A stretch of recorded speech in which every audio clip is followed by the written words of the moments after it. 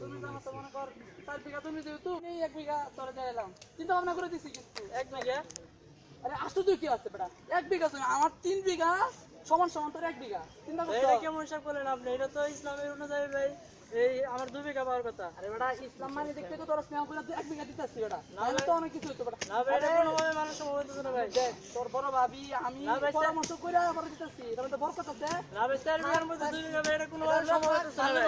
থাক বরকত আছে আমি কিন্তু এটা নিয়ে একটা কিছু করে যাবো ভাই কি করবি তুই আমি কিন্তু কি করবি এটা কিন্তু পড়াশোনা করতে যাবো কি করবি ভাই এটা কিন্তু পড়াশোনা করতে যাবো ভাই লাস্ট তুই পড়াশোনা দেই কি হলো দেশ কি করি দেখ এই তো পুলিশ নি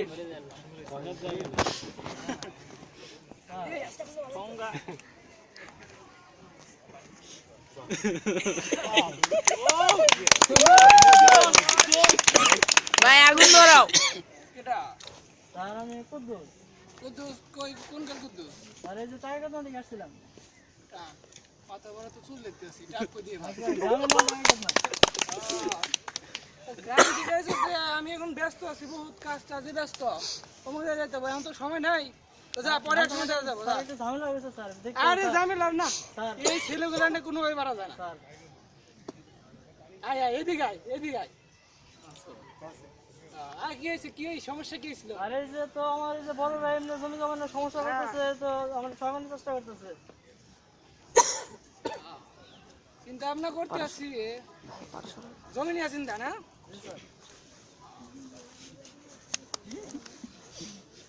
আচ্ছা আমি কালকে যাইতেছি ঠিক আছে দেখি কি ব্যবস্থা করা যায় আমি একটা কিছু করবো 48 ঘন্টার মধ্যে একটা ব্যবস্থা করা হবে স্যার একটু দেখেন স্যার আচ্ছা দেখ আর কি অবস্থা করি আমি স্যার একটু আর দেখেন ওই যে মুতালেব স্বামীর কাছ থেকে একটা ডায়েরি করে যা যা যা স্যার একটু দেখেন যা যা যা কি আপদ যে আসে না যা যা আরে যা। আরে করেন একটা সে ডাইকা পাঠান তো আমার ইয়ে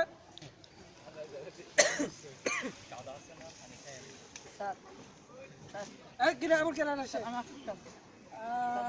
মস্তান হয়ে গেছে না স্যার আমরা মস্তান মস্তান হয়ে গেছে এদিকে আয় স্যার আমরা মস্তান সুযোগ আছে এলাকার আপনার তো সবচেয়ে খারাপ মানুষ এদিকে আয় মস্তান হয়ে গেছিস তুই হ্যাঁ জি না স্যার কি কইলি কিছু কই না স্যার কিছু কাজ নেই তুই নাকি জমি জমা নিয়ে বাগবাটার করছ আমার সারা হ্যাঁ না স্যার স্যার কি ও এদিকে এদিকে আয়, শোন শোন স্যার কি হয়েছে কা আমি তো এগুলা গাড়ি এক্সপার্ট তুই তো জানিসই হ্যাঁ স্যার এজন্যই স্যার করছি আচ্ছা আচ্ছা আচ্ছা তোর ছোট ভাই আসছিল তো স্যার সাহস তো আপনি ভাই দেন বুঝেন না কিছু কই না কি স্যার স্যার হ্যাঁ নিচি এটা চিন্তা করেন না স্যার যা কিছু হবে বাগবটর পাবেন আচ্ছা। আর এলাকার যান স্যার ডাব আছে তো ঠান্ডা দিন ডাব খাওয়া আচ্ছা ঠিক আছে ঠিক আছে হ্যাঁ মুদালাম সাহেব এই ডায়েরিটা উঠে আনলাম ঠিক আছে হ্যাঁ স্যার। আচ্ছা ঠিক যান আছে স্যার আচ্ছা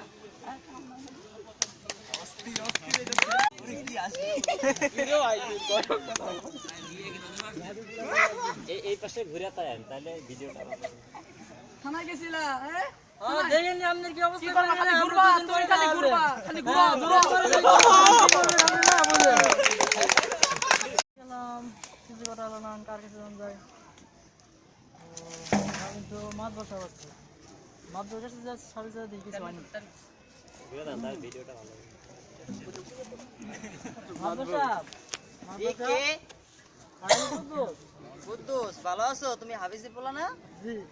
কি সমস্যা তোমার? সমস্যা তো একটা হয়ে গেছে আমার তো এরকম জমি সংক্রান্ত সমস্যা হয়ে গেছে বাড়িতে তাই, এলাকার অনেক মানুষের কাছেই তো শুনছি এই ব্যবস্থা। তা তোমরা নাকি পুলিশের কাছেও গেছিলা, কি সমস্যা? জি মাছ বসা গেছিলাম তো কিন্তু পুলিশ তো বলছিল যে 48 ঘন্টার মধ্যে করে দেবো আজকে 3 দিন যায় তো কিছু হইতেছে না পুলিশ তো এই ব্যাপার 48 ঘন্টা তো 48 মাসেও শেষ হয় না। তো কি আর তাদের কাছে গেছো? আমার এই এলাকার গণ্যমান্য একজন ব্যক্তি, আমার কাছে আসো নাই, তোমরা তো ভালো বোঝো।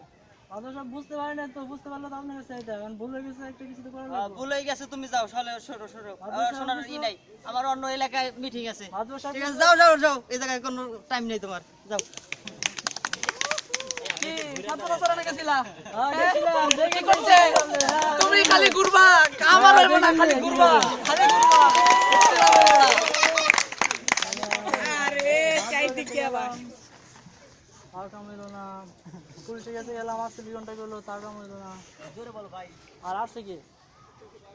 এলাকায় ক্যামেরার দিকে ইয়া করে তাহলে আর তো দেখতেছি না কার কাছে যাবো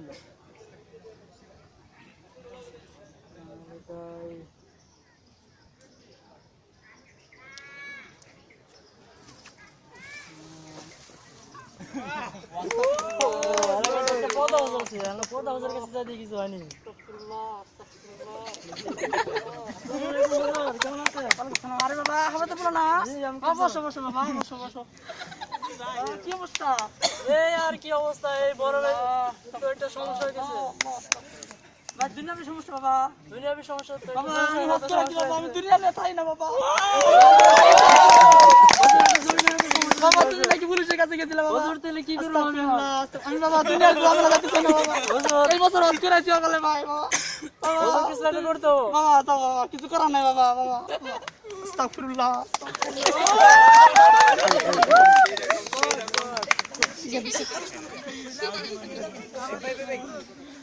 আমারটা তুই তুলিস না তোরটা আসসালামু আলাইকুম মুবিন আকাশ ভাই না ভাই কেমন আছেন ভাই রে কতদিন পরে দেখছি কেমন আছেন শুনলাম আপনার বাবা নাকি মারা গেছে দিন আগে আকাশ ভাই না ভালো আছে ভাই এই তো ভালো কি নাকি এই সমস্যা হয়ে গেছে একটু তো বাড়িতে কোথায় গেছিল ভাই? গেছিলাম তো একটু হুজুরের কাছে হুজুরের কাছে কি ব্যাপারে হুজুরের কাছে গেছিলাম তো ওই যে- সমস্যা নাকি ওই বাড়িতে তো একটা সমস্যা জমির সঙ্গে একটা সমস্যা হয়ে গেছে আচ্ছা আচ্ছা কিছুদিন আগে না তোমার আব্বু মারা গেছে? মারা গেছে এখন তো আপনি জানেন যে আমার বাড়িতে 4 বিঘা জমি এখন তো বড় ভাই আমার 3 বিঘা নেই আমার 1 বিঘা দিয়ে চেষ্টা করতেছে হ্যাঁ 3 বিঘা নি 1 বিঘা হ্যাঁ, এটা তো আসলে একটা না জুলুম ভাই, এটা তো অন্যায় ই করতেছে ওর অধিকার হরণ করতেছে অধিকার হরণ করতেছে। আকাশ ভাই না আরে ভাই কেমন আছেন আরে ভাই ভালো আছেন ভাই কতদিন পর আপনার সাথে দেখা ভাই আমরা তো এলাকায় আয়েন না দেখি ভাই আসসালামু আলাইকুম ভাই। ভালো আছেন ভাই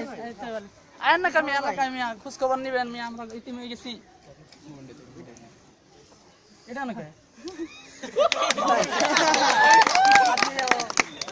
সব বাড়ির সবাই ভালো আছে ভাই? ভাই বাড়ি তো আছি ভাই আমরা ভালোই তো আছি শুনলাম কিছুদিন আগে শুনে খারাপ লাগলো খুব ও ভাই বাড়িতে দোয়াটা কইরেন ভাই হ্যাঁ ভাই আপনি যে আপনার ছোট ভাইটার মনটা খারাপ খুব কিছু আমরা শুনলাম মানুষের কাছে জমি নেই বলে কি সমস্যা হয়েছিল না জমি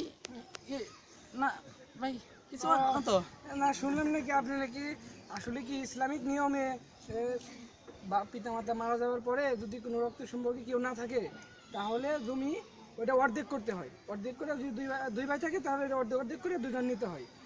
আমরা একটু অন্যরকম শুনলাম হয়তো ভুল শুনতেও পারি এটা না নিলে তো আমরা তো মৃত্যুর পরে তো আমাদের একটা জীবন আছে আমরা যদি জীবনে একজনের হক যদি নষ্ট করি সেটা তো মৃত্যুর পরে জীবনের হিসাব দিতে হবে না তাহলে আমরা তো চাইতেছি না যে আপনি যাতে মৃত্যুর পরে যে আপনি জাহান্নামে করতে হয় সেটা আমরা চাইতেছি না তো আপনার বাইরে আপনারা দুজন সমানভাবে জমিটা ভাগ করে নেবেন ভাই আসলে ভাই আমি ভুল করছি আমি আসলে কেউ বুঝাই না তো ভাই আমি বুঝতে পারছি ভাই হ্যাঁ ভাই আমরা তো ভাই ভাই তুই ভাই মাফ করে দিস আমরা তো ভাই দুই ভাই আসছি ভাই তো কোনো ঝামেলা করার দরকার নেই ভাই